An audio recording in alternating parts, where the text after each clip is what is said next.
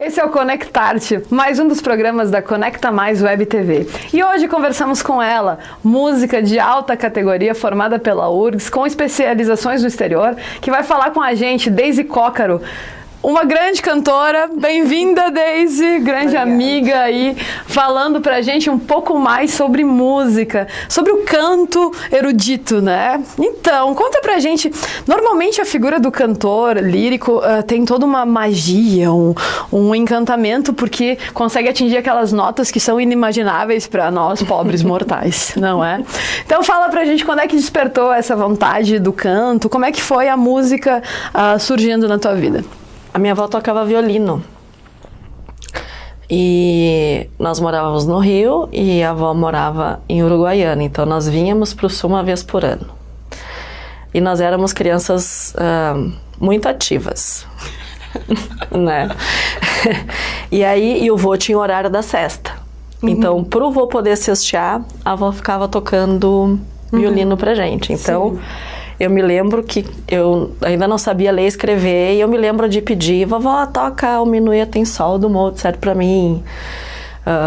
E a gente cresceu assim, eu, minha irmã e os meus primos, né? A avó tocando, todo verão a avó tocava violino todos os dias pra gente, né? E aí, então sempre em contato com a música. Quando a gente veio morar no Sul, a minha mãe foi fazer faculdade, isso em Bagé.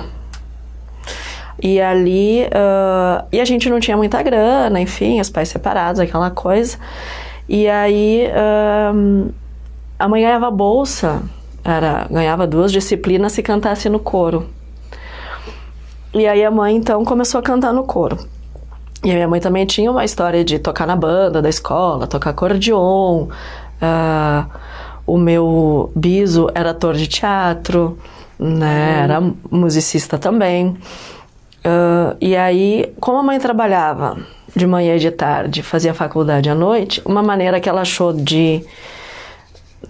da gente conviver um pouquinho mais era a gente entrar no coro. Então, eu tinha 13 para 14, a minha irmã 2 a menos, nós entramos num coro adulto, porque era o coro da universidade, para estar com a mãe.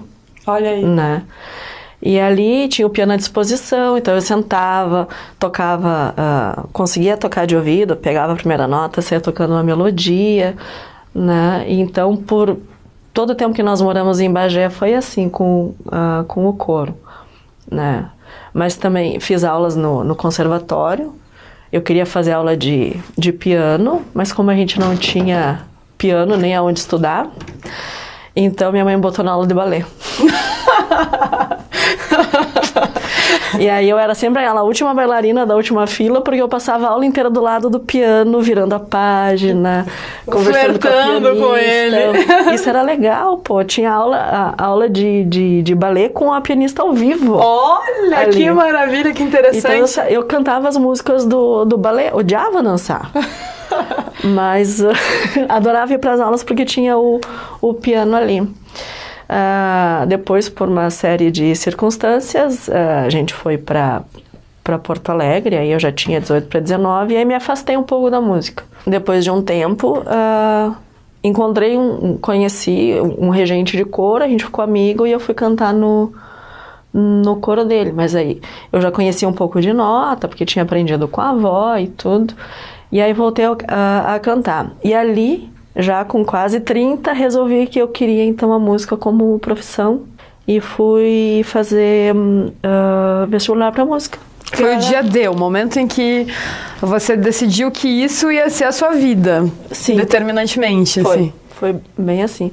Eu trabalhava, eu sempre trabalhei com organizações de movimentos sociais, então eu fazia serviço de escritório, de contabilidade, arquivo de documentos, essas coisas. E teve um determinado dia que como se fosse uma segunda oportunidade que a música me dava na vida, de eu estudar. De virar a página, de inventar algo novo, de experimentar algo que já estava em ti desde a infância, né? Exato. Mas que estava tímido ainda. Sim, estava adormecido.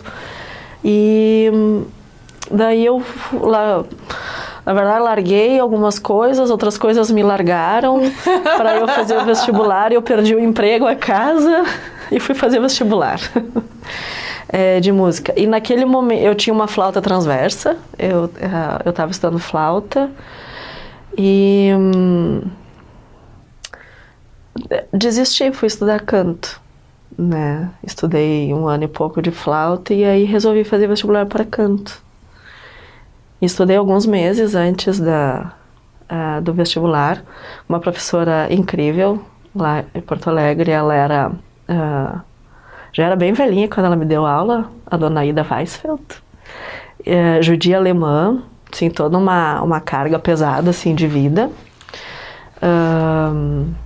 Mas uma pessoa incrível, assim, e ela quase morava na casa dela, né, ia sempre, fazia as aulas, ela me preparou para fazer vestibular, e com poucos meses de estudo de canto, né, o canto erudito, canto lírico, enfim, né, o canto acadêmico,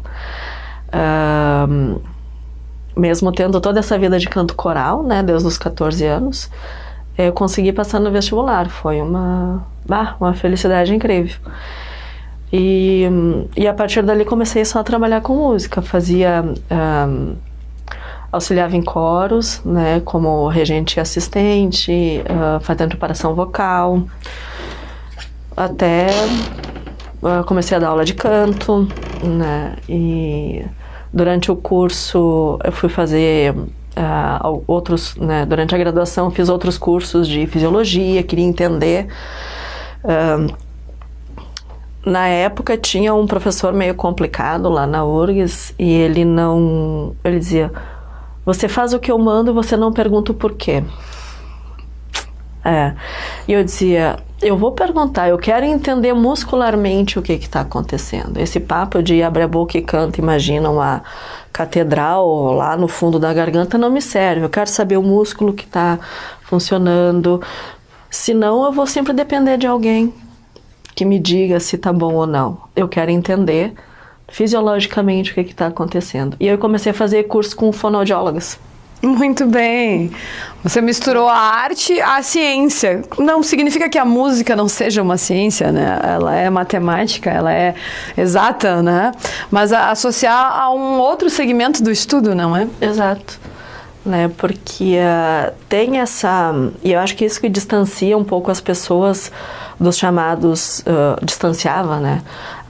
As pessoas dos chamados instrumentos eruditos, é essa ideia de mestre e discípulo, que eu acho completamente arcaica. Isso funcionava no século XVIII, XIX.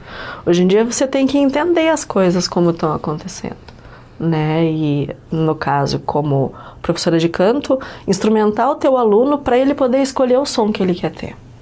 Para que ele tenha uma identidade intrínseca, uma coisa de essência com o seu instrumento, com a sua técnica, com a sua voz, né? Sim, e fazer as escolhas, não depender de uma pessoa externa para fazer a escolha.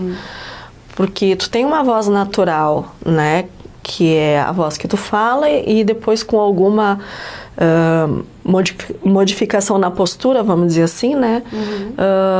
Tem a voz para cantar, que é a mesma, só que colocada de uma maneira diferente. Essa é a voz natural. Mas tu pode usar 1 milhão de recursos diferentes da tua voz natural. E se tu não sabe como isso acontece, não vai poder fazer nunca. A gente podia arriscar dizer que, então, você conhecer o processo de cantar é também um processo de autoconhecimento.